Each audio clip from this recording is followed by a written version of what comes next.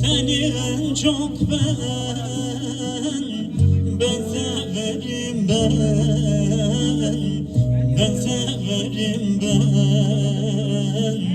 ben severim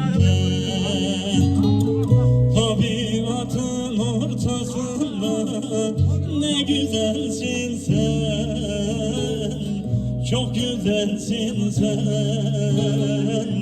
ne güzelsin sen.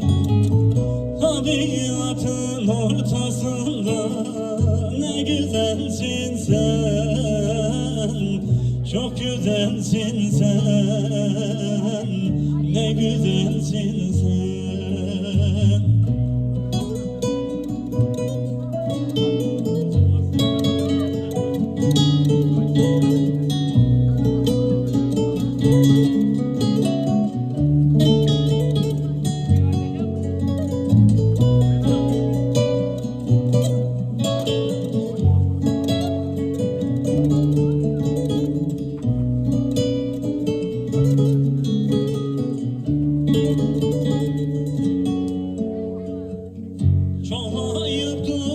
Şu düşümde, bazen hayalim düşümde, şu manzurun dağlarında mor sümbülsün sen, mor sümbülsün sen.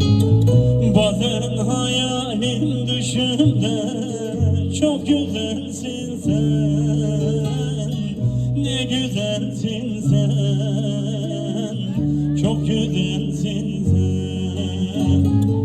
Şu Dersim'in dağlarında ne güzelsin sen, ne güzelsin sen, çok güzelsin.